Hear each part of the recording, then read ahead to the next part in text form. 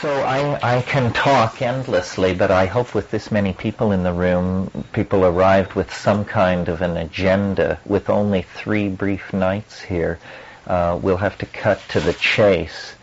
So if anyone came with any particular question in mind, this would probably be the moment to push to the front of the line.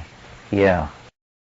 These extremely exotic fields, solid-state physics and nanotechnology and gene transplant and all this stuff, they feel individually that complete breakthrough in their own field lies just 18 months, 2 years, 3 years in the future. They can see their technological and research dreams converging.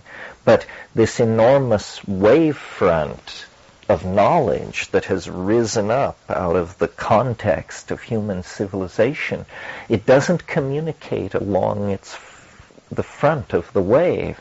None of these people in any of these fields have a very clear grip on what's going on in the labs down the hall or 2 floors up in different departments. So what's happening is the human database has taken on a kind of self-organizing quality. It's no longer entirely being coordinated by political decision makers or corporate decision makers. It's just simply taken on a life of its own. And I've long thought that one way of thinking about what's going on this planet is that information is just simply bootstrapping itself to higher and higher levels of self-reflection and self-coordination using whatever means are necessary. When geology was all there was, that was the medium. When biology was all there was, that was the medium. When, chipped flint and ceramic was all there was, that was the medium.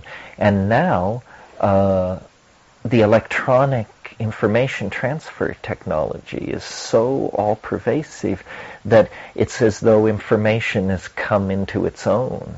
I mean, it is now very restless in its relationship with biology as it explores, the new world of silicon into which it seeks to transform itself. I mean, technology has become prosthesis for the human species, and it's our machines and our technologies that are now the major evolutionary forces acting upon us. It's not our political systems. It's these extrasexual children, these mind children that we have assembled out of the imagination. And I find it very promising and very challenging and very interesting. I think that it is that somehow the way back to the archaic, to the world of ecological balance and low technology and retraction of toxic infrastructure and all of that good stuff doesn't lie in some kind of Luddite know-nothingism or some kind of fascist program of limiting population and this sort of thing. Although I favor limiting population, I just can't figure out a way to do it that leaves human freedom intact. Instead, it has to be a forward escape through technology, but technology that serves an agenda of archaic revivalism. My brother was just here this weekend, and after we presented publicly, then we spent a long night talking over all of this stuff. Between the spread of the information transfer technology, the internet and its promise of virtual reality soon to come, and biotechnology, which is literally taking apart the constituents of the living world and using them to produce all the drugs, all the foods, all the vitamins, all the nutritional supplements, and then many other solid-state materials. Between those two factors, and then nanotechnology, the technology of producing tiny machines made of diamond by the trillions, designed to do everything that nature does, so that cities can be grown like forests, and China can be fed out of matter compilers, and there is a complete break with the need with the agricultural cycle, so that the earth need no longer sustain the human population, and so then the human population, by breaking its reliance on the agricultural cycle, then you gain some political breathing room. All of this is coming very, very fast, and is largely unanticipated by the political managerial types. What it means to me personally, I think, in terms of my own ideas about the future, is that I can now see without too much sweat from here to the eschaton in 10 easy steps.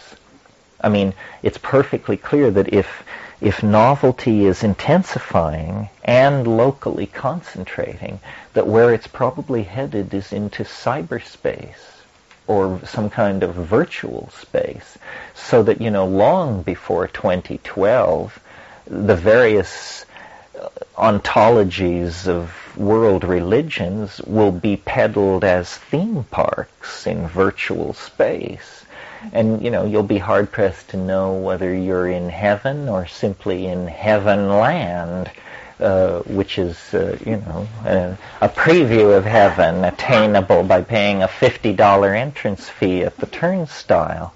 This is going to make it very difficult for all my predictions to be put in context, because they will be both true and untrue. Everything will come true in cyberspace. That's the whole idea. What cyberspace is, on one level, it's simply the human imagination vivified, hardwired. What we're doing furiously, as fast as we can, is exteriorizing the human nervous system into a global organism of some sort, in which has a weird kind of Husserlian intersubjectivity about it. It is neither subjective nor objective. We are subjective nodes embedded in this domain of technologically created intersubjectivity between other human beings and machines.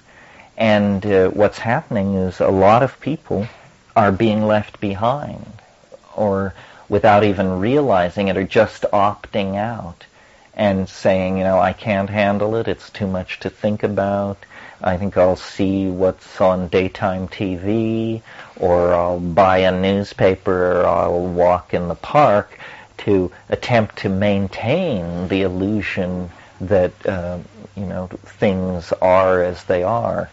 Things aren't as they are. Things have already become as they will be. The future is now not ahead of us. We're there. We're there. And the only question is, where do you position yourself now in this multidimensional matrix? You can deny it, which is to become a conservative, or even more reactive to it. You can become a reprobate, if you wish, or you can move toward the front of knowledge, position yourself close to these unfolding and empowering technologies. as all notions of commodity and scarcity and this sort of thing begin, I say, to break down, it seems to me the sanest place to try and occupy in this whole situation is that of artist-producer, and that it's very, very important to not consume this stuff, that the world is being divided into artists and marks, to people who are like somehow initiated into a higher level maturity about what the society is about and how it works. It's a kind of street smarts, actually. And then the poor souls who just take it all for granted, and actually are concerned about those families of Flight 800, the families, the agony of the families.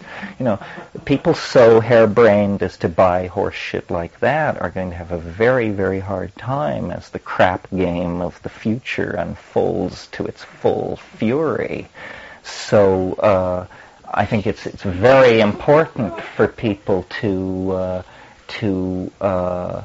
define themselves as artists and learn tools and understand just how the game is being played in this informational jungle that is being erected, because you will either have a plan or you will become part of somebody else's plan.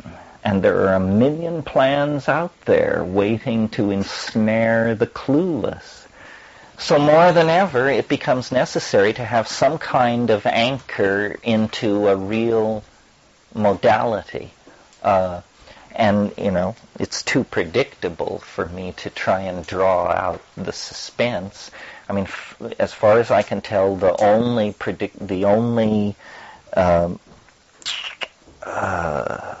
place where we can touch the earth in this evolving situation is through our bodies into feeling by any means necessary.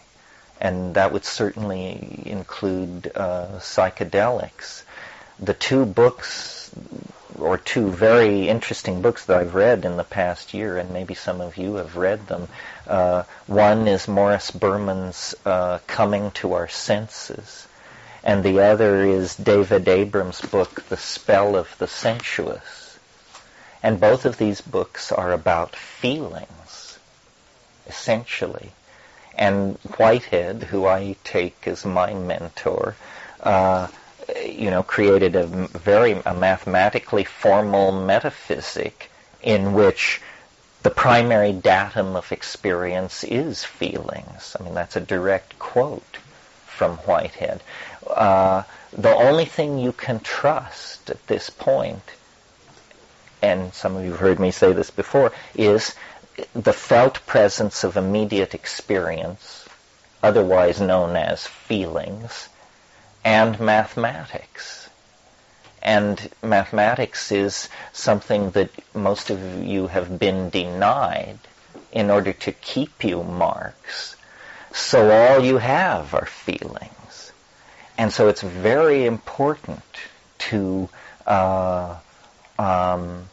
empower this dimension, which Husserl or Merleau-Ponty or somebody called the felt presence of immediate experience. Everything proceeds from that.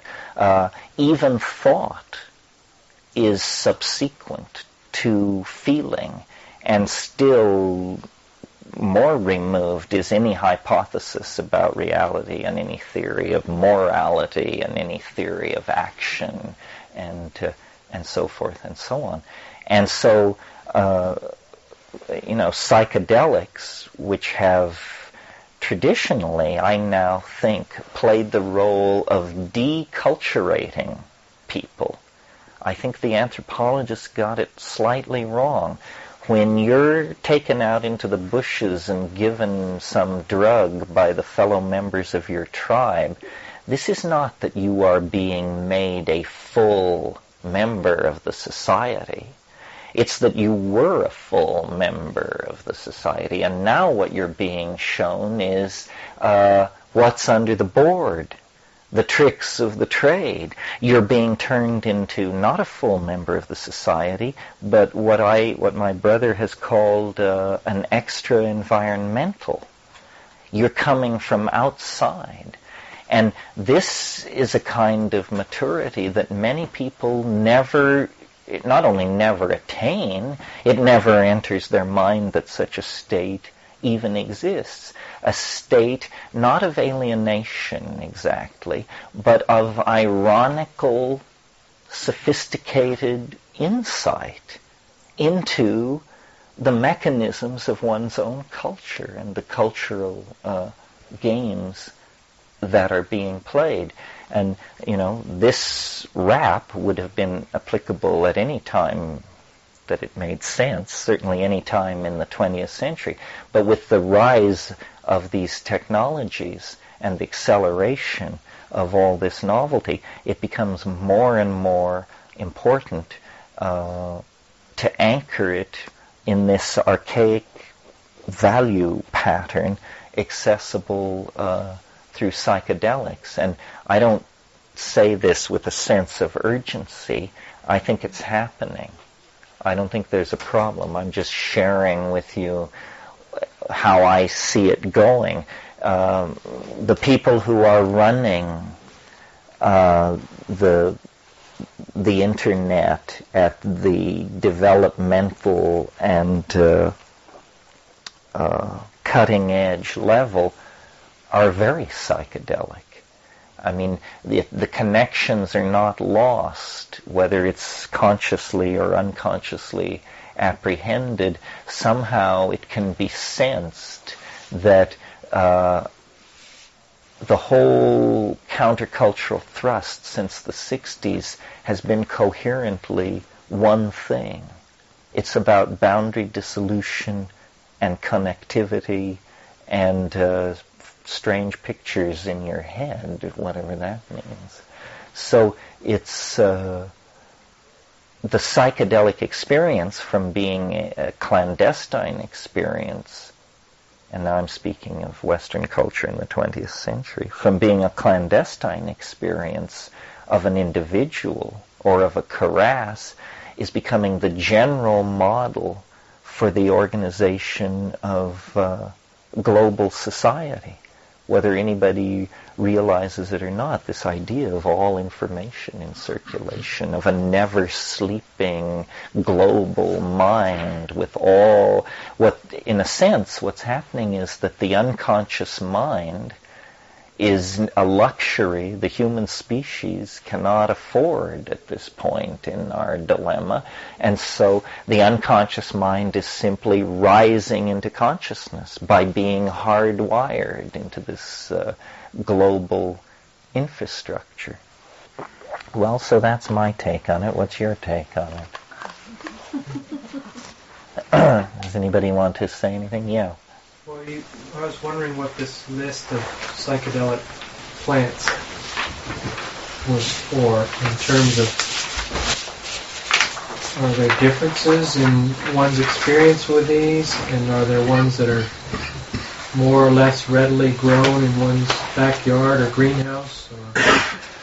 Oh yeah, well, it's in common. What do they do to us? It's a big issue.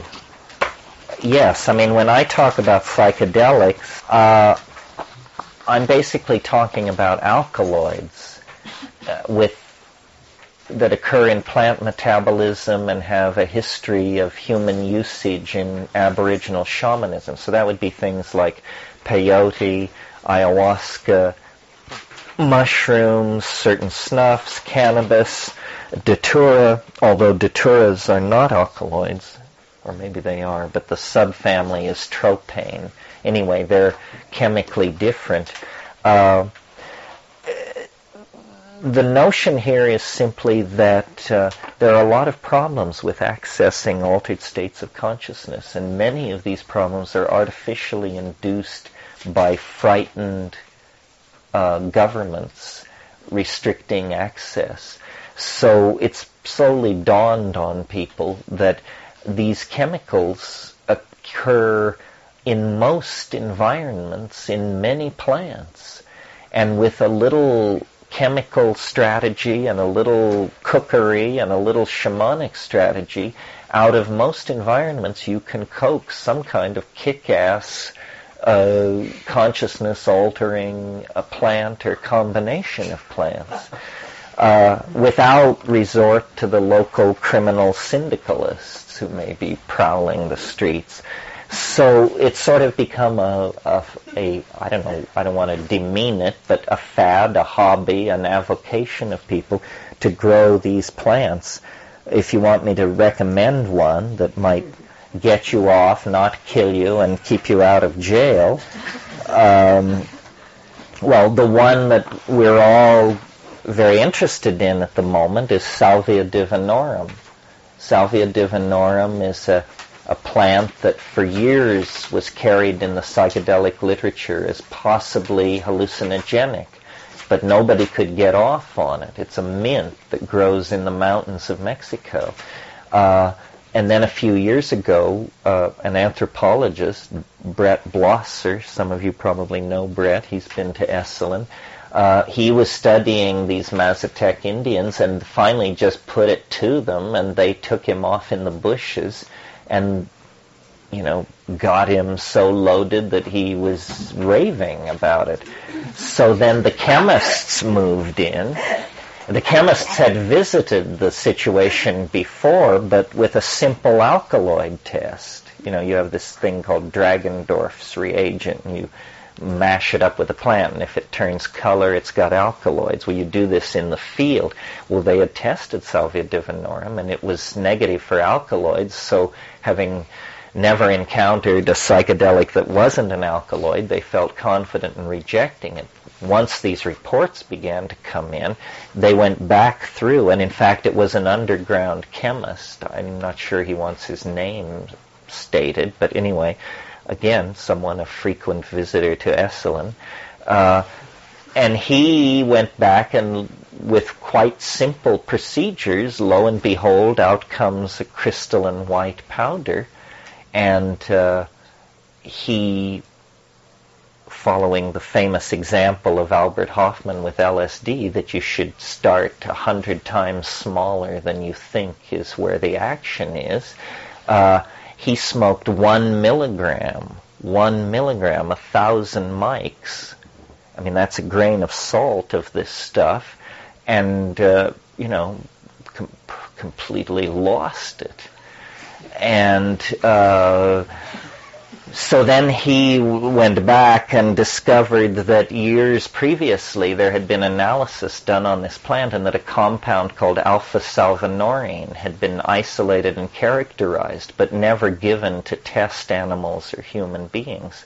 So he sent for a chromatographic standard of this compound, and immediately smoked it up upon arrival.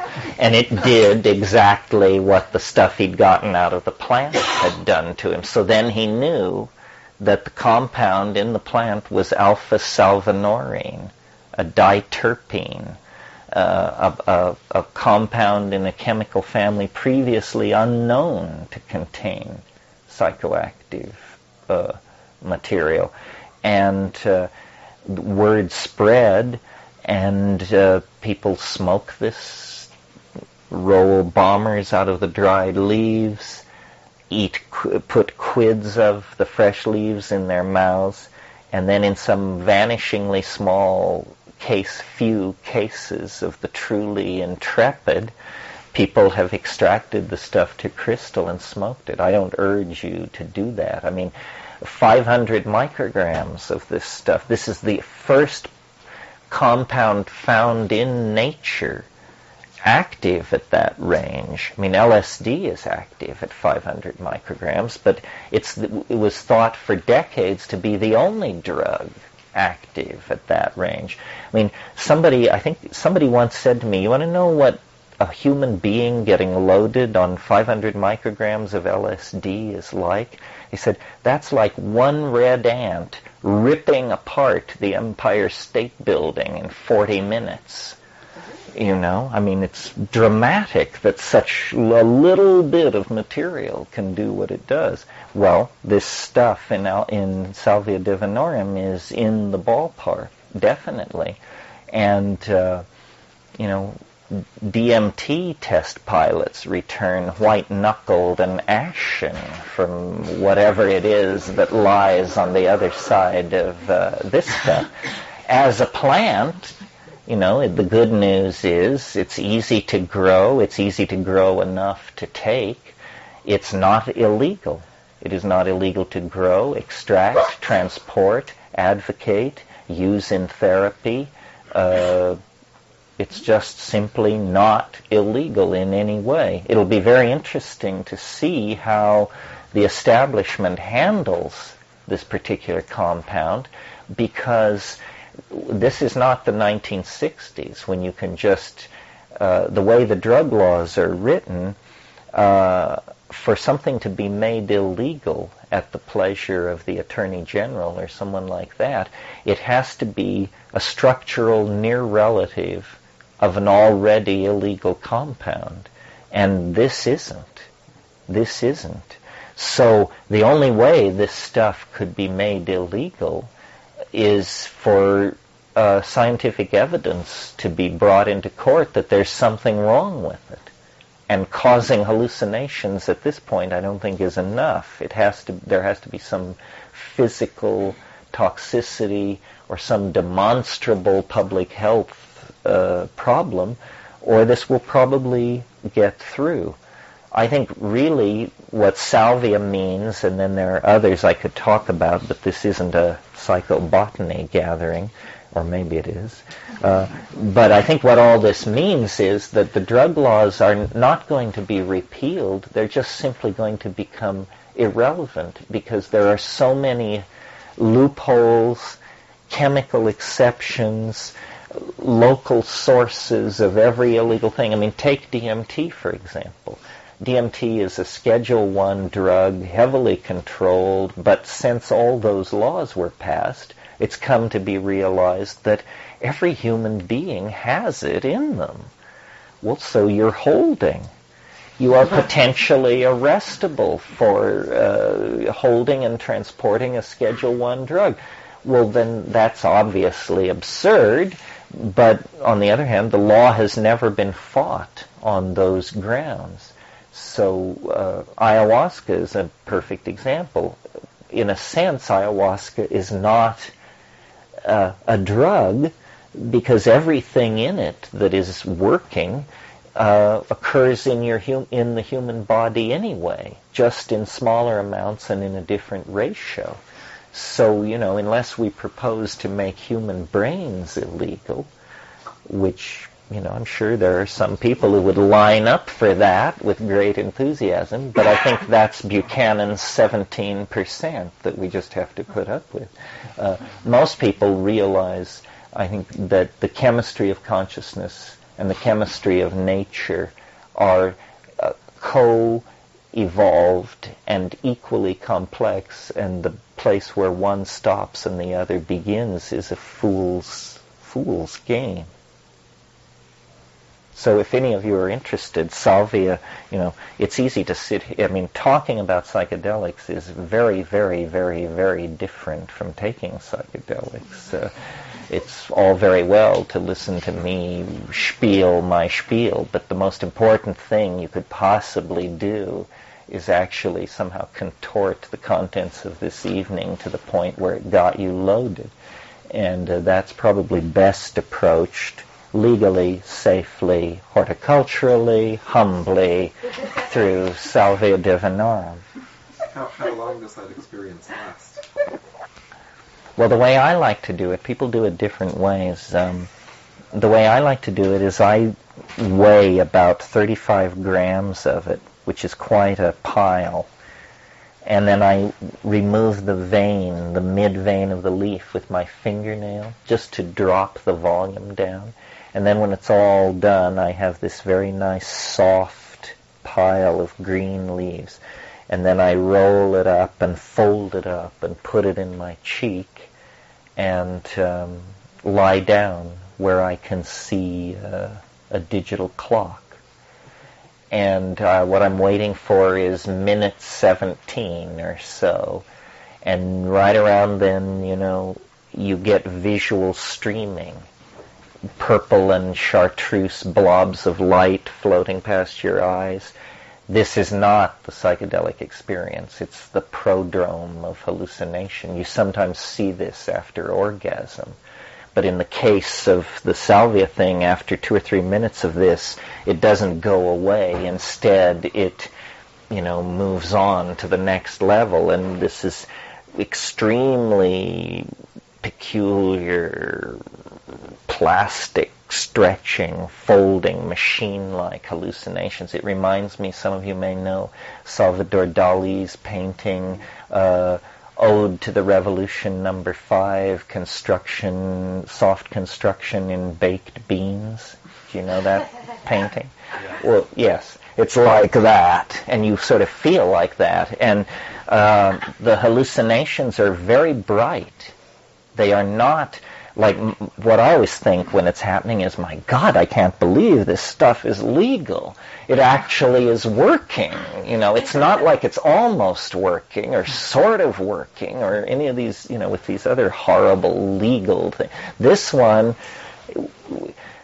works. It works. And it works enough that you actually reach a place with it where you wonder if it's not going to work too much, which tells you just how good it is.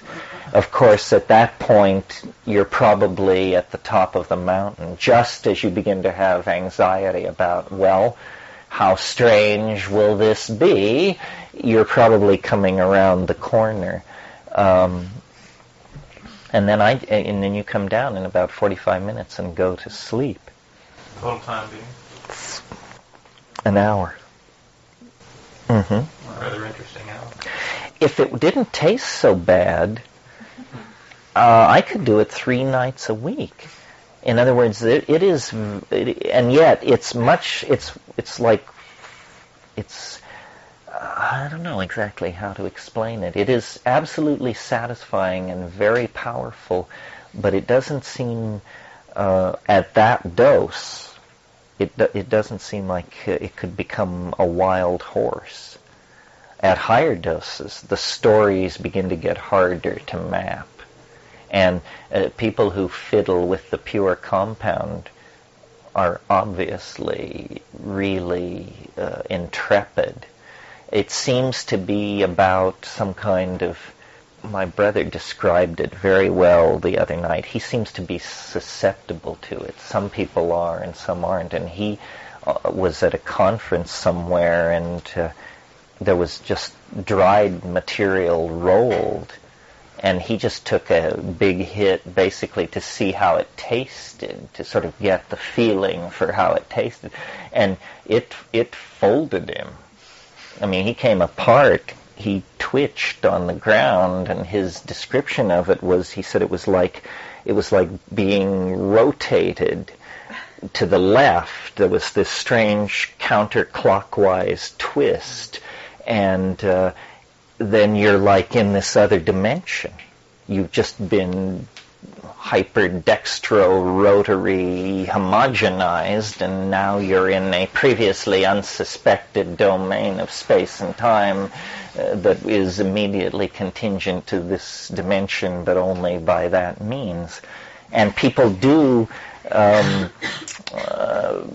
people talk about something folds, something twists or untwists. There's definitely a sense of being moved. That's how, and the come on is faster than DMT, which is hard to imagine. I mean, the come on, in fact, is so fast that you don't act, you sort of discover yourself there. You're waiting for it to come on, and then you realize that for some time it has actually been on, and it was your perceptions that were lagging. Is it nauseating? No. I mean, the taste, if you do it, the fresh leaf in the mouth, it tastes very much like a very large mouthful of very leafy leaf. It's bitter. It's bitter, but it's not appalling. It's just bitter. One could probably get used to it, you know. After the 17 minutes, do you spit it out or do you keep it in your mouth? Well, I used to tell people to spit it out at minute 17, and then some people couldn't, there were complaints. And so now what I tell people is keep it in your mouth until it works. But unless you're a hard case, somewhere between 15 and 20 minutes, it's going to find you. Yeah. Two things. One, going back, is where do you see technology? Do you see technology playing a game in the altered state of consciousness?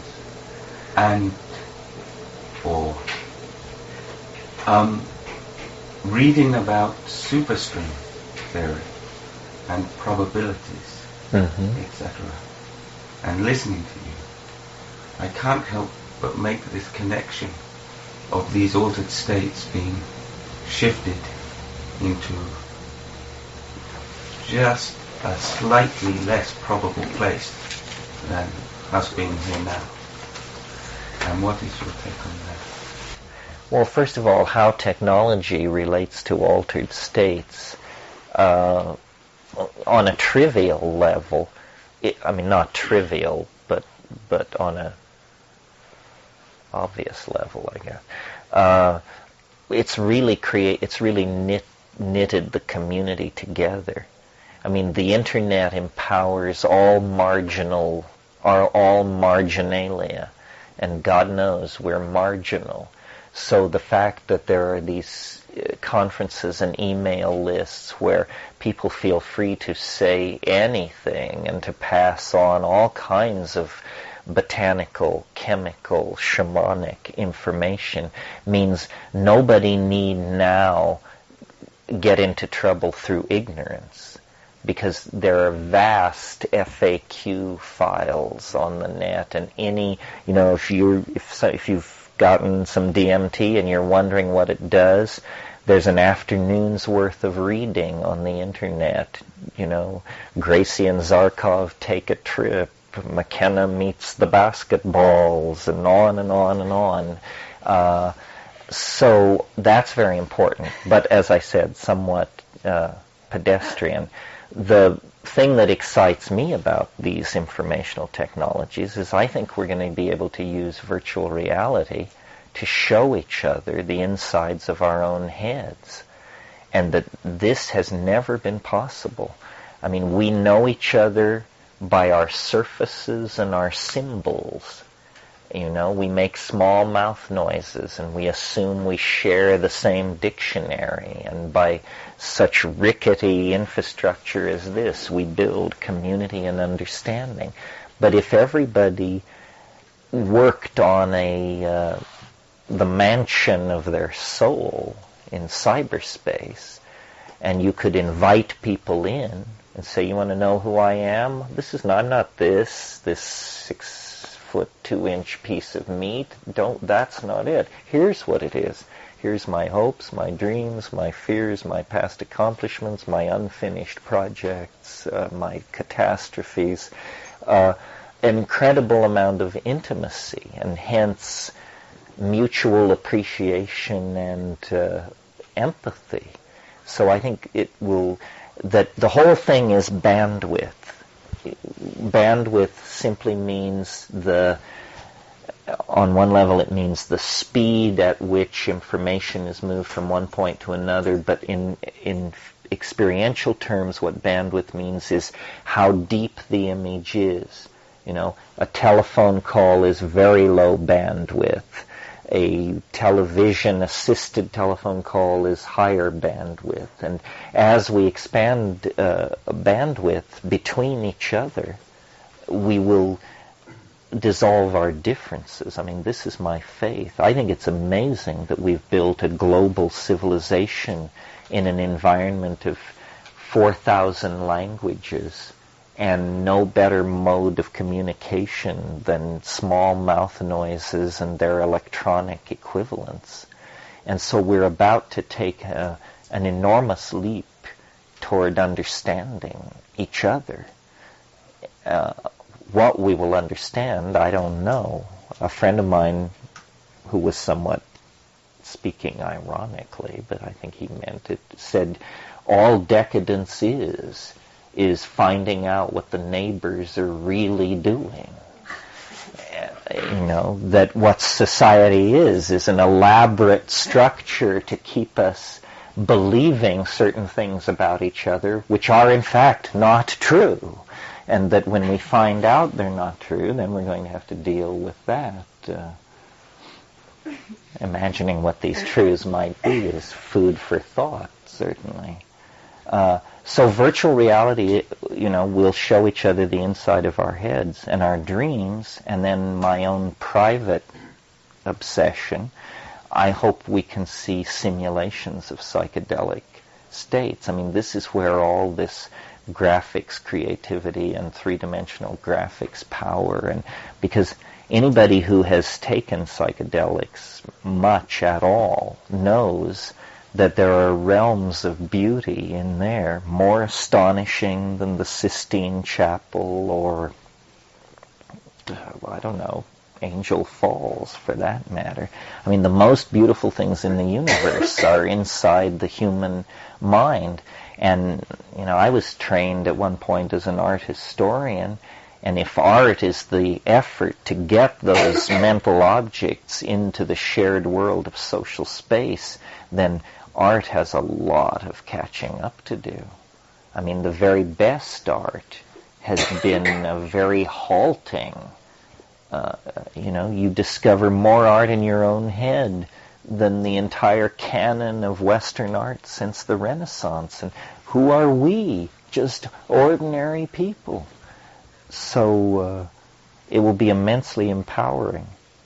The question about superstring theory, I don't claim to understand it. I also suspect that fashion now rules the physics department, and it's all changing so quickly. Physics has for 200 years or 150 years, physics was the paradigmatic science. All sciences aspired to be as scientific as physics, because often in physics, theory and experimentally derived values will agree with each other out to 5 or 6 decimal points of measurement. Well, God, in sociology, if you get within 10%, you hail yourself as rigorous. So, and biology sort of falls in between there, but is very sloppy compared to physics. But physics is, once they pushed beyond the Hamiltonian model of the atom and into the domain of the quanta, the phenomena that are encountered are so counterintuitive that nobody knows exactly how to interpret it. I mean, the people who actually do the work of quantum physics on a daily basis work in a pure mathematical language and actually make a considerable effort not to try and think about what does this mean in English, because it means stuff so crazy that you can't even, that it's just so counterintuitive. I mean, for instance, a month ago in Science News they reported a beryllium atom that they were able to excite into this peculiar quantum state where, as far as any test they could tell, it was in 2 places at one time. Well, was it in 2 places at one time, or is it that English is simply inadequate to say what it was, and this is some kind of deceiving lower dimensional description of it? Non-locality is this phenomenon that was thought so squirrely and improbable that in the 20s, when they formulated the quantum theory, they had two quantum theories on the table in front of them, both giving identical predictions mathematically, but using different assumptions. And one of them had non-locality built into it, and the other had uncertainty built into it. And they thought uncertainty was a smaller outrage to reason than non-locality. So they chose the Heisenberg-Bohr model with this uncertainty principle embedded in it. But now, in the last 5 years, non-locality, which previously was just this, it was sort of a joke that these equations predicted non-locality, but some people thought up experiments to actually test this, and non-locality is as experimentally verifiable as any other phenomenon in the quantum world. And what does it mean? It means that all matter in the universe is somehow connected to all other matter in the universe instantaneously, without subject to the inverse square law or the speed of light. And,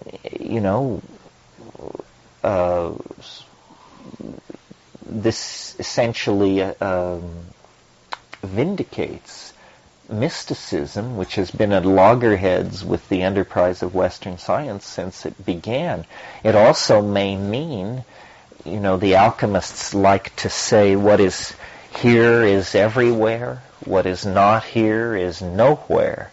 What it implies, potentially, is that all information is immediately available, that we need not go to the Andromeda Galaxy or the moons of Jupiter or anywhere else to find out the answer to any question. Somehow information is holographically and fractally and homogeneously distributed through the space-time matrix.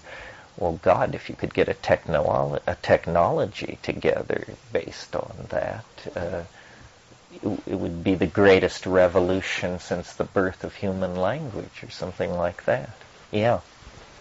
I suspect that light is a great enough technology to be able to... Yeah, I suspect so too. One of the things I mentioned, and one of the things... I worry about if I have a concern about the machine part or the hard wiring, is that it can take the attention away from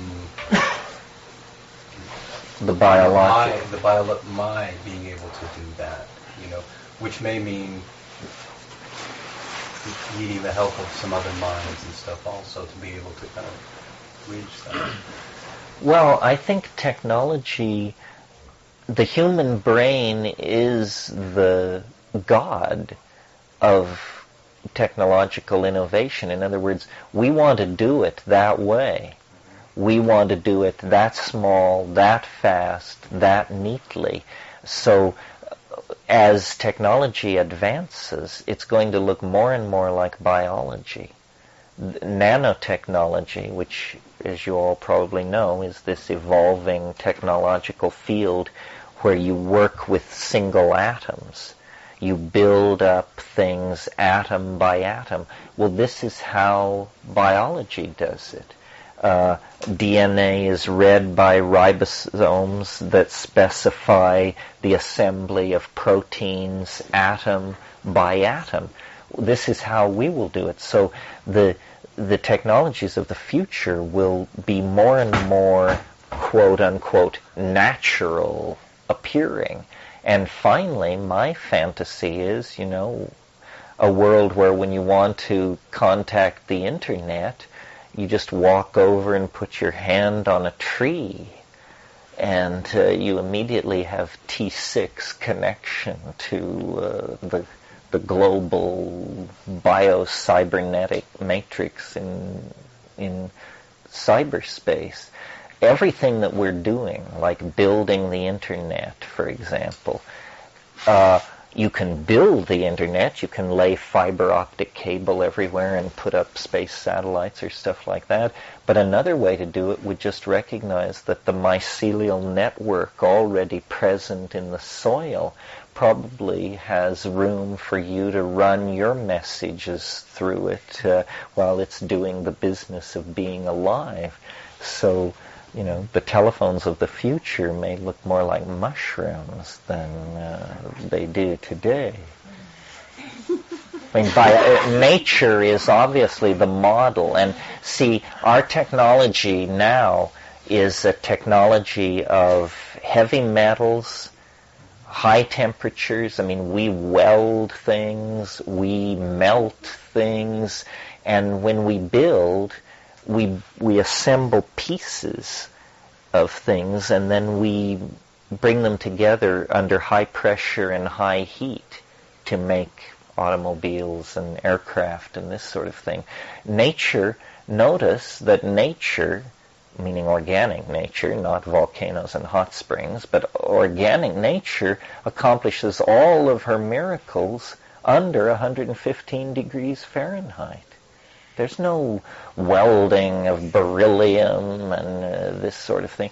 So we could do that too. And when you use cool temperatures like that, well, then you don't generate toxic gases and strange physical byproducts like sulfur dioxide and mercuric oxide and all of this toxic material. So the machine age, as we have known it, was simply a very brief episode in human beings' relationship to the construction of prosthesis. I mean, I more and more think of it that way. I mean, the touching a tree to get to the internet, that's pretty far out. I mean, in other words, there are steps to that we don't know how to take.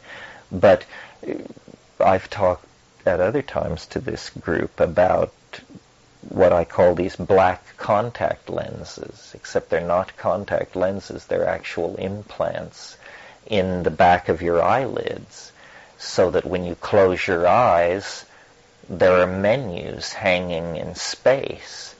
That's not even nanotechnology.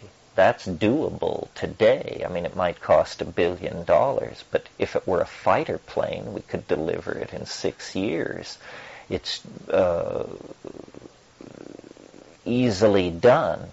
So what I hope will happen is that we will retract this bulky, toxic, archaic, industrially based infrastructure and become more and more aboriginal in our presentation to an observer, but in fact through implants, prosthesis, nanocytes crawling around on the surface of our skin and inside our bodies and in the environment and so forth and so on, we will actually be becoming, at the same time that we make our peace with nature, we will continue to technologically evolve toward whatever it is that we are evolving toward. I don't understand what it is. What did you make of it? I mean, that's the basic question. What do you make of this? Well, someone asked me to explain what you talked about, or what psychedelics, I guess in a sense I was trying to say something, and about how I feel, why would I come back today to listen to you? Uh-huh. It wasn't a sense of hope, but it's more of a sense of understanding, deepening of some sort of understanding of, like, sometimes I'll contemplate, well, how come, I know what I was saying. I was saying that, how come humans think that they're more aware than the whole rest of everything else? And I was sitting squatting down on the bath's floor with a squirrel, I guess giving him a nut, and I was eating a nut, and we were just both there eating nuts and looking at each other eating the nuts. And I thought, I've Yeah. noticed a lot of squirrels in the bath. Yeah, it's because of the cornmeal. That's partly my. I should have my known. fault, too. But it's like I feel like we are just sitting there eating nuts together, and we're on the same level. And we're like, I was raising my eyebrows, going, "Good nuts," And the squirrel's like doing this thing with his jaw. I guess it doesn't have eyebrows.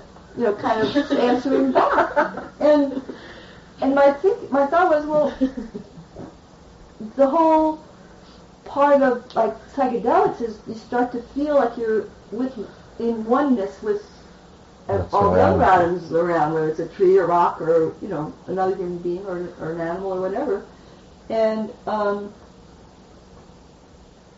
it's that feeling of oneness that rather than that thinking, oh, I'm more conscious than anybody, all the other animals on the planet, that you go aha and you feel really good about, and that's kind of that feeling with psychedelics is you feel more connected with everything, and so in a sense, all of a sudden I thought, well, maybe this is a flip back, Now we take psychedelics and we feel the separation of, oh yes, I'm more, of higher consciousness, rather than the original, which was the union with everything or something. So, well, one of the things my brother mentioned this weekend to me was the idea that maybe we could come to a place where every eye that looks out at nature had intelligence behind it. And the concept of human intelligence, that dead song, "You are the eyes of the world," if we could somehow disperse intelligence into nature. I mean, maybe this is what the human mission is to bring intelligence into focus and then somehow give it back and awaken the natural world. Not to say that it isn't awakened, who can presume to know. One of the nice things about being in Manhattan is you never have to worry that you're the smartest person in the room, because you never are. In other places you might be able to get this together through intense social management, but there it fails. Sort of like being in a rainforest in that sense. I was intrigued with some of the things you just mentioned in passing, like seeds from which cities would grow, and I want to know where I could learn more about those ideas. That's pretty out there. Well, visit Eric Drexler's webpage or read his book, The Engines of Creation. This idea that the O's which we talked about last night were bio, techno, nano, and I don't think we talked about fungo, but we certainly could. SpaghettiOs, Cheerios. Nanotechnology is moving so quickly, not because the army wants it or capitalism wants it. It's moving so quickly because all the best people refuse to work on anything else simply because it's so cool. And why you should have 10,000 steam engines on a 1 centimeter chip, and what can you do with a steam engine that produces 1/10,000th of a millinewton of force and costs, 0.0 mil to produce? It remains to be seen. I mean, it's an entirely different way of thinking about what machines are. I mean, not only, as I talked about last night, getting away from toxic high temperatures, but just the power over matter that represents is some kind of arrival at the end of a long technological road that we've been pursuing since the first flint was chipped, maybe 500,000 years ago. The holy grail of nanotechnology is this thing called a matter compiler. And a matter compiler does to matter what an SGI indigo does to graphic images. In other words, anything you can imagine. And it builds three-dimensional objects essentially out of air, out of mud, out of slurry, seafloor, some rich, heavy metal rich slurry of material is coming into this thing, and out of it are coming sewing machines, mandarin oranges, bicycles, electronic components, SpaghettiOs, and in Neil Stephenson's novel, The Diamond Age, rice. They're feeding China out of matter compilers. That's what I referred to last night when I said how revolutionary it would be to break the human agricultural cycle, and what a relief this might be for the earth if we didn't have to produce our food by agricultural methods. Vast amounts of the earth could be reclaimed or turned fallow.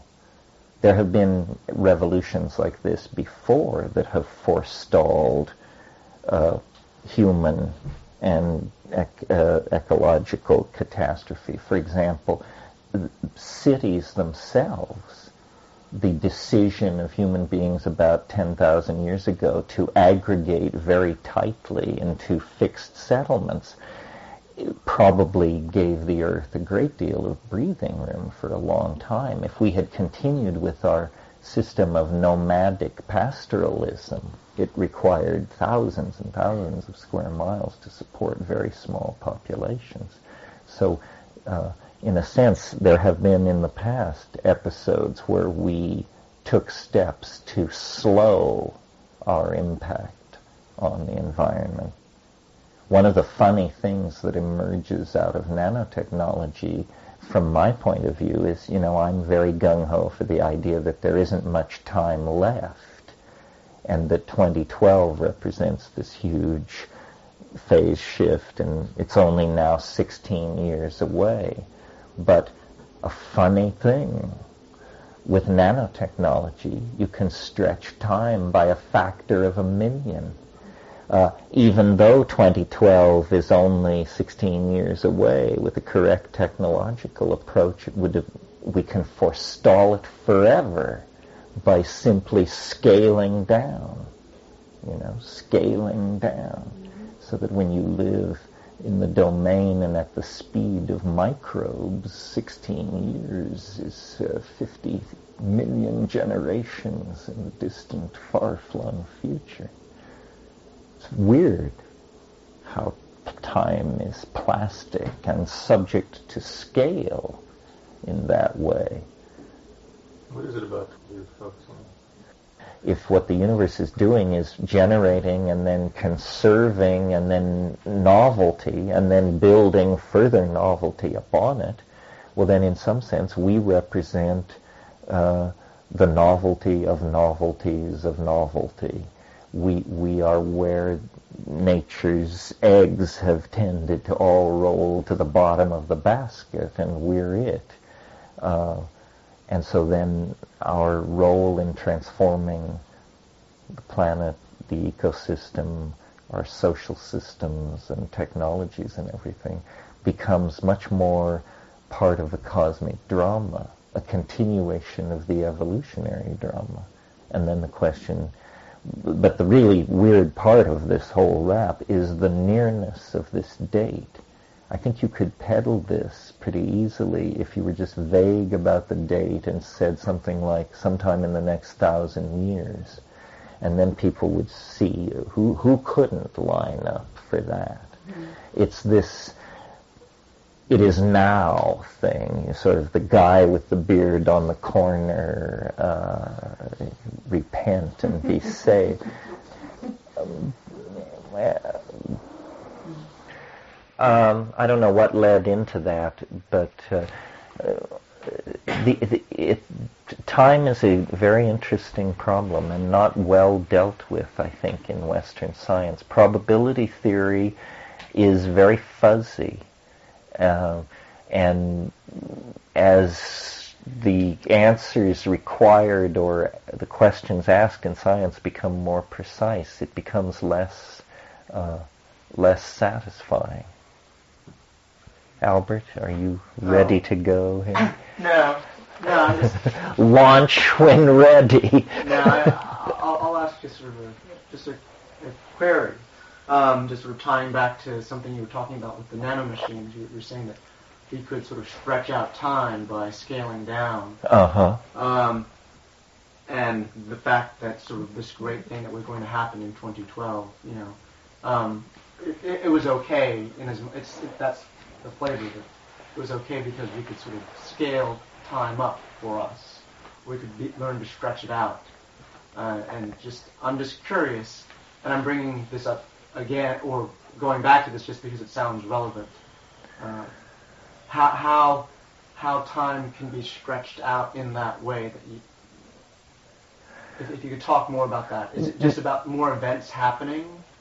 Well, that's one thing. It's just simply more events happening. In other words, at that nano level, activity is so furious that in terms of events per second, there are millions of them at the quantum mechanical level. But there is a deeper level than that, and that is the attractor in the phase space, if in the novelty theory, is somewhat like a black hole. Well, a black hole has this thing called an event horizon, and so to an observer exterior to the system, let's think of a spaceship approaching a black hole, to an observer outside the system, the spaceship appears to eventually disappear down the drain and is sucked into the hole. But because of relativistic stretching inside the hole, for the people on the spaceship, essentially they fall forever. They never reach. They never move beyond the event horizon. And so time is very plastic and slippery, and you cannot assume that what one observer is assuming is general for the system. That's why, I'm very sort of tongue-in-cheek about all these apocalyptic prophecies and when we get there and what will it be like and those kinds of questions, because it is a singularity, it's bound to be hideously slippery and difficult to actually confront. So falling forever, like for instance, one way to think of the time wave, because it, and for the group I'll say, the assumption that is operating in novelty theory is that you have a series of nested cycles, and that each cycle is 1/64th as large as the cycle that preceded it. So let's say we start, just for purposes of example, with a universe whose age is 72 billion years. That's a lot longer than is thought to be the age of this universe, which is somewhere between 12 and 16 billion years. They're fighting over it now in the captain's tower. But let's imagine a universe of 72 billion years with a built-in collapse factor of 64 and a nested set of cycles of natural law. Well, then 1.8 divide 72 by 64, and it's a number like 1.3 or something. So 1.3 billion years before you got to the end of this 72 billion year universe, there would be a transition into a new regime of natural law. Maybe it's biology. Well, then divide 1.3 billion years by 64 and you get, I don't know what, let's take a guess, 275 million years. Well, that's and so a new set of emergent phenomena come into the picture at that point. Let's call them advanced higher animals, land animals. Well, then the next cycle is 1.4 million years. Well, that's, or 2.5 million years. Well, so let's call that the emergence of the higher primates. And the next is 175,000 years. Let's call that the emergence of Homo sapien. And the next is 4,500 years. Let's call that the history of the world. And the next is 67 years. Let's call that World War II to 2012, and the next is 384 days, and that's the year of the jackpot that begins late in 2011. Now notice that at this point we have gone through 6 or 7 levels. In order to get to the domain of Planck's constant, 6.55 times 10 to the minus 23rd erg seconds, technically known as a jiffy. In order to get down to the realm of the jiffies, which is the grain of the universe in quantum mechanical terms, it's going to take 13 more involutions of that cycle. So what we're saying is a universe structured like this, with this collapse factor in it, a universe 72 billion years old, would undergo 2/3 of its morphological unfolding. In other words, 2/3 of its developmental processes would occur in the last 6 days of its existence. Do you see what it is? It's the spin-in. It spins faster and tighter.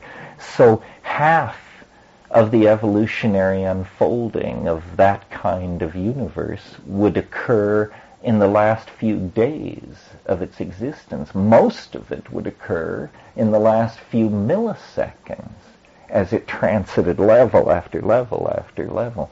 That's the kind of situation that I think we're in. And each epoch becomes a dimension for the expression of feeling and complexity in some kind of Whiteheadian sense. Each one of these is, in and of itself, a universe of feeling and intentionality in the history of the universe as it makes its way toward the point singularity where all things are cotangent and all limitations are overcome. So trying to feel where we are in that process, saying there are only 16 years left is one way of thinking of it. Another way of thinking of it is that the universe still has 2/3 of all of its development ahead of it in the future. Does that address your thing? Yeah, no, that's helpful. Thank you. I'm curious if you have any ideas about what happens at that singularity. I mean, does time lose meaning? Is it just kind of like asking the question, what is the point south of the South Pole? Yeah, I mean, I'm just curious what happens to time at that point. Is there something like 2013, or are we just sort of in a... I mean, what I guess I could imagine is that just because... I mean, I'm just... Well, it seems to me what happens is that this cotangentiality phenomenon is happening now. In other words, what's happening is that three-dimensional space and time is becoming more and more connected. Everything is becoming more connected. Well then, so the logical extrapolation of that process is that you will approach a point in time where everything is connected to everything else. Well, so then the question becomes, or the question that's being asked is, what happens after that?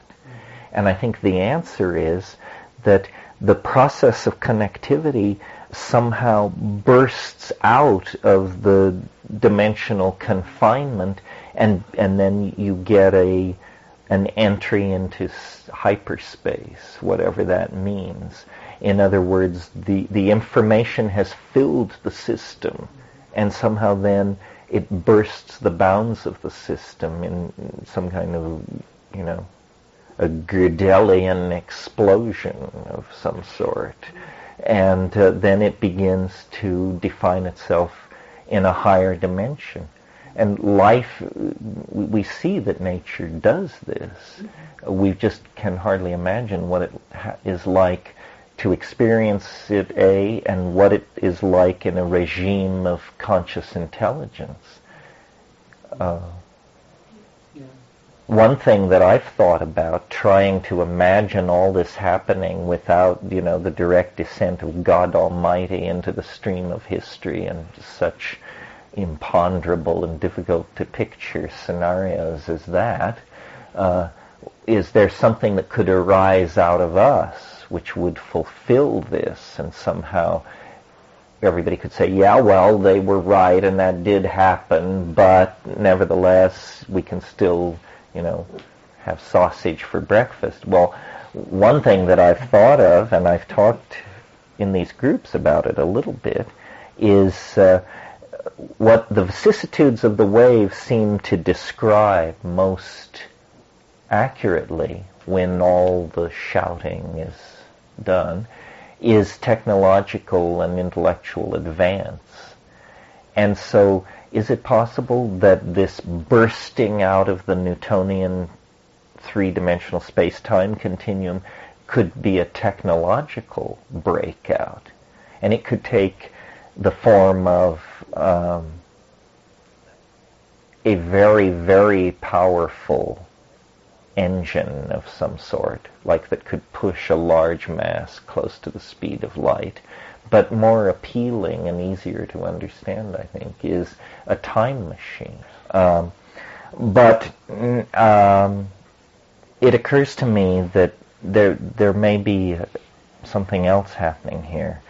And again, to understand it, here's a metaphor. Notice that we live in an extremely high-tech world with the internet and, potential AIDS vaccines and interplanetary probes and all that. But some people in this world are bare-ass naked in the rainforest trying to decide if they're going to go with boats, which they've been observing and have now decided are here to stay. Well, if you ask the question, who's influencing who, clearly we have an overwhelming influence on these rainforest people. Their lifestyles are crumbling under an onslaught of transistor radios, packaged food, pornography, blah, blah, blah.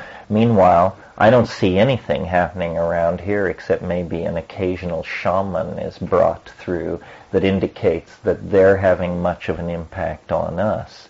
Well, so imagine if it were possible to have a technology of time travel. I think that what would happen in that case is that what one would think of as time travel would instead turn into a technology for causing the rest of history to happen instantly. In other words, to avoid all of these paradoxes, you would initiate, the temporal equivalent of a chain reaction.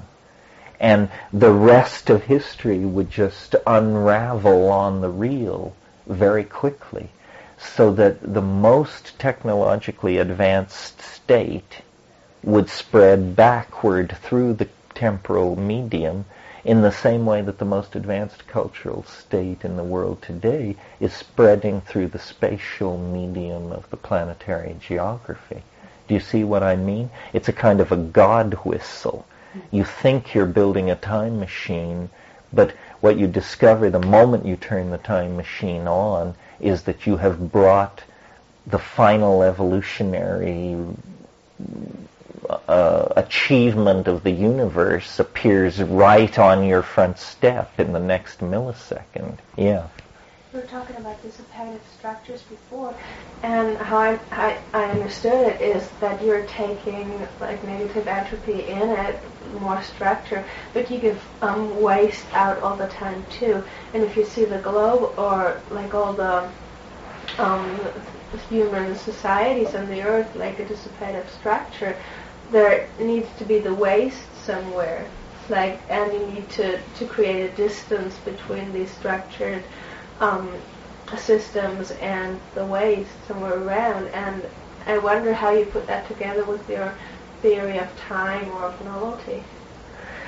Well, the entire planetary environment is an open system because it's being run off extraterrestrial energy delivered by the sun. If it weren't for the sun, the Earth would quickly go into a crisis. There is no problem with the generation of waste as long as the generation of waste cycle doesn't exceed the capacity of the system to absorb it. And this is our problem. Not that we produce waste, but that we produce it too fast. One of the things my brother pointed out was if you really believe nanotechnology is coming, then the shrewdest investment that you can make are landfills.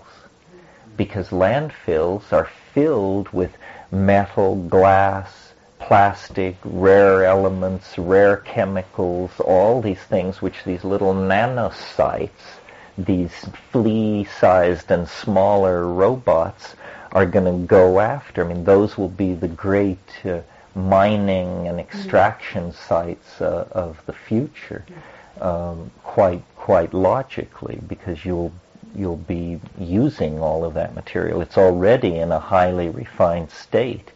In fact, the great thing about nanotechnology is because these machines are so small, the current standing crop of metals presently on the Earth is probably enough for the rest of human history. If it's a nanotechnological history, there would be no need to extract more gold, more platinum, more iridium. We have enough for nanotechnological purposes, probably by orders of magnitude.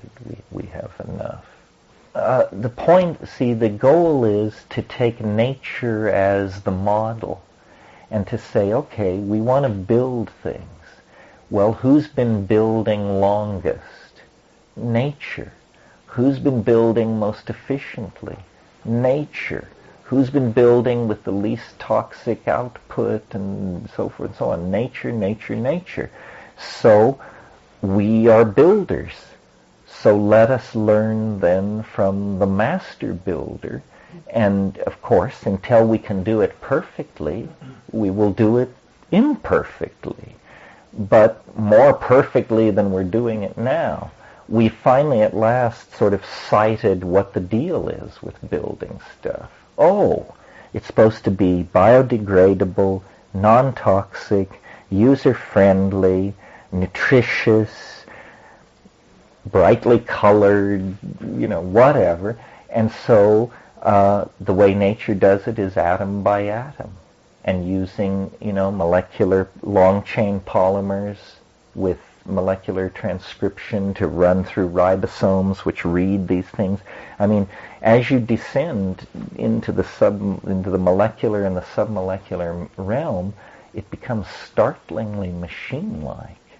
I mean, nature is the perfect machine.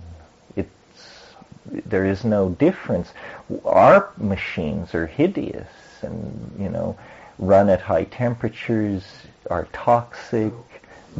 That's part of the question I have is, nature's already made, like, you put this little seed in the ground and it turns into a huge tree, and how can we improve on that? It seems like it's already a perfect system that's been developed.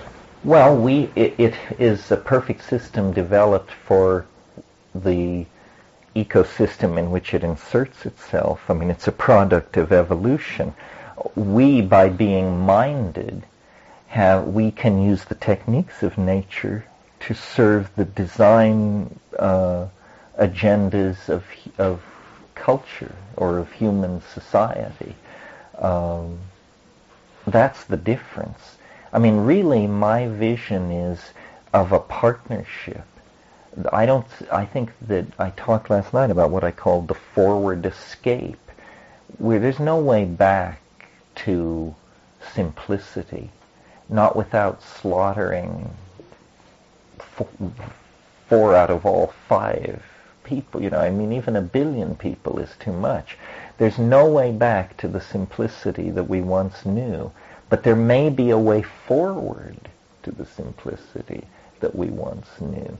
But we have to become fully responsible and entirely capable, not half responsible and half capable, which is the present situation.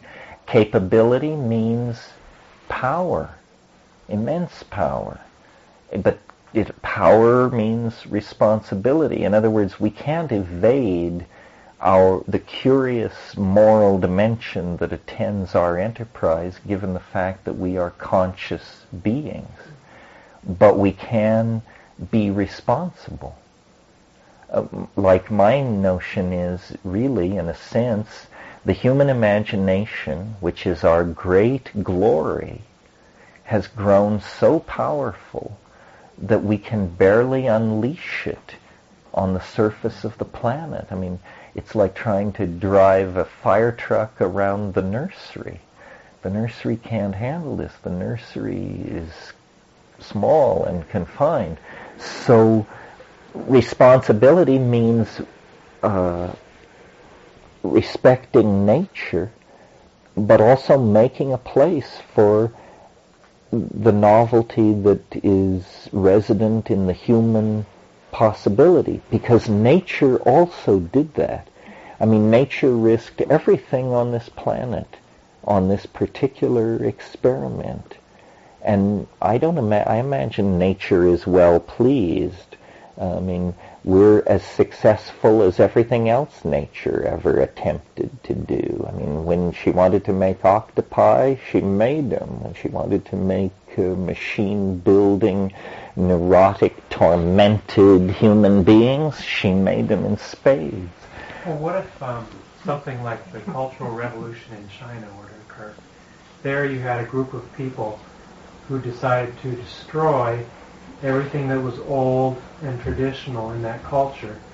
What if humans came to the point where they realized that all our technology was so grossly unsatisfying that we just kind of went on some kind of rampage to destroy everything that was modern and technological in some kind of self-destructive mode in order to get back to a more nature-based, satisfying lifestyle? Well, this could probably be done, but I would bet you that as soon as people pick themselves up off the floor, they'd start the long march forward again. Because I think tool making is, what we do.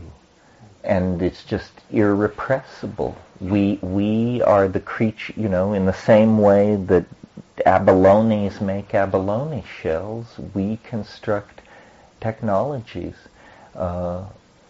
It's irrepressible, I think. I mean, it might take different directions. Like maybe you're thinking of Dune, where, and this was in Frank Herbert's science fiction novel, they had a rule: thou shalt make no machine in the image of the human mind. And in the name of this rule, they had destroyed all computers, and consequently, they were telepathic, and they had powers of language and telepathy. But on the other hand, it was a startlingly primitive world. I mean, our thing is not, I don't think we can, our machines are such a basic part of our cultural toolbox now. For instance, the world price of gold is set every day by machines. The decisions as to how much titanium and silver should be extracted from mines to enter the pipeline of the manufacturing process, this is all determined by machines. Now in Silicon Valley, when they want to design a chip to meet certain engineering specifications, they don't design the architecture of the chip. They tell machines what they want the chip to do, and machines actually make the design decisions. So, but I don't find this horrifying at all. I mean, I remember in the 50s, one of the fantasies was that in the future, we would live in a world run by machines. Well, instead we live in a world run by politicians, mafias, advertising conspiracies, pharmaceutical companies, and political pressure groups. I'd take machines any day against that crowd, and their wonderful impartiality. And I mean, that when listening, that's the question I ask myself: is this radical change of psychology with the power base, with our concept of what power is, our egos hanging on. Is it the return to this pre-ego state with a technology to assist us? In a sense, I think it is, because I think you're right, that power has always before meant ideology. The Christians had the power, or the Marxists had the power, or the Nazis, or the communists. Now, I feel like we have come to the end of ideology, that the bankruptcy of ideology is displayed for all to see, and that the business of government and destiny, which used to be in the hands of ideologues, has moved over into the hands of managers. And it's all become rather humdrum. It's all about, will the investment policies support the health care promises made to the population? Will the production of drugs meet the demands created by the ebb and flow of epidemic diseases? It's all about management. I think our exhaustion with ideology is very healthy. I don't think there are good and bad ideologies. All ideology is bad, and it's taken us, 1,000 years to sort this out, and we had to have Auschwitz, and we had to have Stalingrad, and we had to have just how many times did you have to have your nose rubbed in it before you realize, that ideologies are cultural means. They are the most confining of the cultural means. I mean, that's where culture gets real ugly, is when you rub up against its ideologies. So by turning a lot of these middle management and bureaucratic functions over to machines, we're signaling that we're not interested in that anymore. And yet the ego, I see ego as alive and well as it's ever been in my lifetime. Well, ego is not the same thing as ideology. I agree with you. What we now have, and this is this question that keeps coming up in so many different forms, what we now have is the freedom which attends decadence, or the decadence which attends freedom. By being liberated from ideology, we essentially are invited to be all we can be, but we are free, in James Joyce's phrase, to flop on the seamy side. And, without Christianity, without democracy, without, these great inspiring. And so this is the question, why does all freedom end in sadomasochism? Why do all efforts at liberation end in recidivism and repression? Is this a natural law, or we've had a bad string of experiences with this, but it's not writ in adamantine? For me, it's an issue of, are we afraid of ourselves?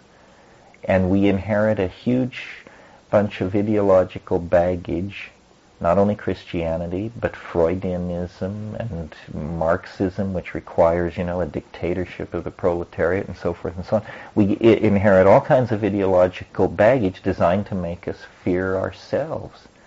I mean, what is held against any theory of excess freedom is that it will bring chaos and anarchy. Well, this may be precisely what the doctor ordered. Beyond ideology lies chaos and anarchy. The fact that the internet is so chaotic is, I think, its great charm. It seems like a frontier, no law west of the modem yet, and hopefully not for a while. I mentioned in another context, but not to this group, but I guess this is in the air, this French historian, and I don't know exactly how to pronounce his name, but Raoul Vaneigem, who wrote this thing called the Movement of the Free Spirit. And it discusses a heresy that had great currency in the Middle Ages. And the heresy had many names and different forms, but it always revolved around the proclamation that human beings are perfect. Human beings are perfect. And it was fascinating to feel my own reactions as I read this, because I certainly am, I don't consider myself Catholic in reflex, and I'm trying to be a good anarchist, and I lean toward the idea that man is perfect. But reading about a group of people who absolutely believed and acted this out pushes you up against it. Because, if man is perfect, theft is all right, murder is all right, murder of your own children is all right, on and on and on. So then you think, well then, so apparently I don't think man is perfect. Well then, so where do I draw the line? The fact that people in the 1200s could make this leap to proclaim this and then to live it. They lived it. So they didn't work, and they didn't stay in the villages, and no one would have anything to do with them except people who agreed with them. And so there was this counterculture in medieval Europe of these large camps of people outside major towns where everybody who was there, by being there, was committed to the idea that anyone could have sex with anyone else, that anyone could take anything by anyone else and use it as their own, that no one had to answer to anyone else, that there was no authority, so forth and so on. Well, the church burned these people with endless zeal, you can imagine. And even for us, reading this, it shows you how deeply we carry the idea of our shadow, and how profoundly convinced we are that we pose a great danger to each other, and that we must mitigate this with law and rules and psychotherapy and drugs and high walls and so forth and so on. This bombing of these airplanes and then the Olympics and the stuff on and on and on is so clearly designed to replace the rather, I imagine, unviolent and humdrum world you live in. I mean, when was the last time you saw several people blown apart by plastique? Not recently, I'm willing to bet, unless you just shipped in from Algeria. But you're asked to give up your experience and replace it with a media-created world of exploding airliners, sinister international organizations, and so forth and so on. This ability to use the deaths of what are trivial numbers of people. I mean, in the same week that these 200 people were blown out of the sky, 6,000 people died on the American highways, and there was not a mention of that. So the exaggerated focus on certain situations and the deaths of certain designated high-profile groups of people permits an incredible paranoia and an incredible erosion of any effort to create community. These are decisions not made by machines. Machines would never act with so deep an insight into human psychology.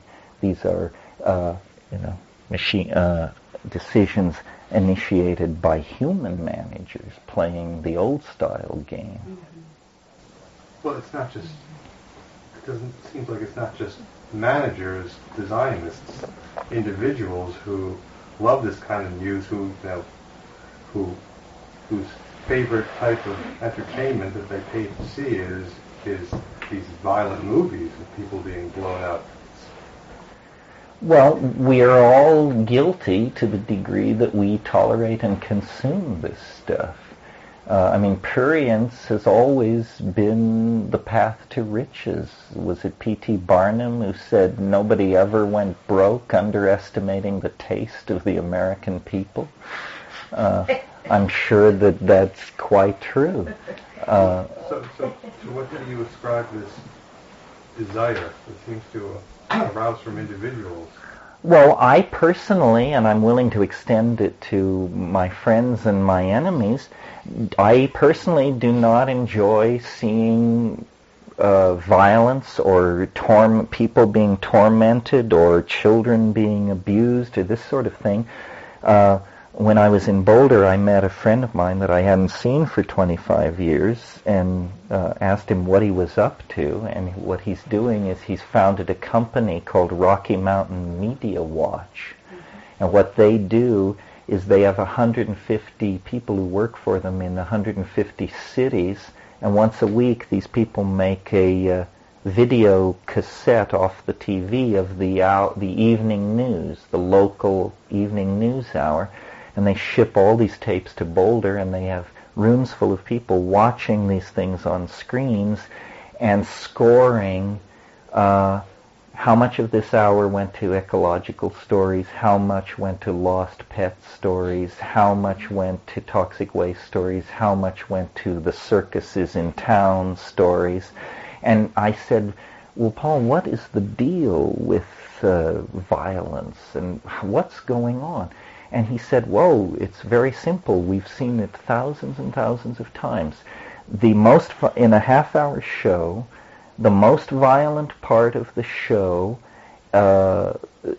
occurs immediately before the longest commercial.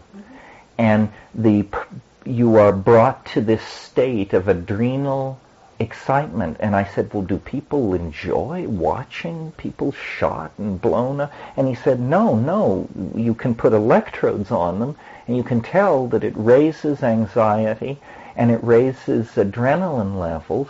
But he said the whole point is then you cut to the commercial, you bring on images of sexuality, of flesh, of soft music, and of the product.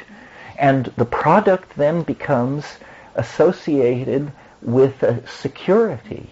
It's all about, look at this horrible death, manglement, horror, now, and this wonderful soap which will give you social confidence and make your hair shiny and your underarms inoffensive. And this game is played 300 or 400 times a night, with monkeys on the receiving end, people who take Ross Perot seriously and fear visits by alien proctologists. That population are, being subject to this hammering stimulus response thing. Well, it's no wonder that people are just totally clueless. The cultural engines are becoming almost unmanageably dangerous for the unsophisticated. This is what I meant last night when I said there are two kinds of people. There are artists and marks, not in a tone of superiority. We're the artists and we're on the inside, and so we're immune, and the marks, fuck them, they're all lost souls. No, every one of us every day is tested to see, are you an artist or are you a mark? In this moment, are you an artist or are you a mark? In this situation, are you an artist or are you a mark?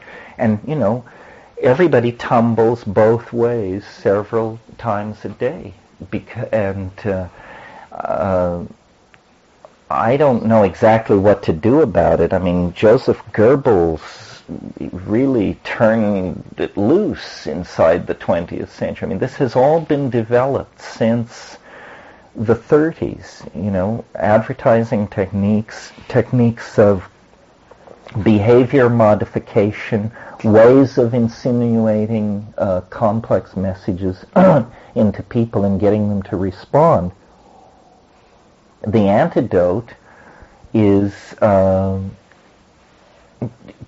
that environment, you cannot flee from it. You cannot avoid it. What you have to do is produce, output.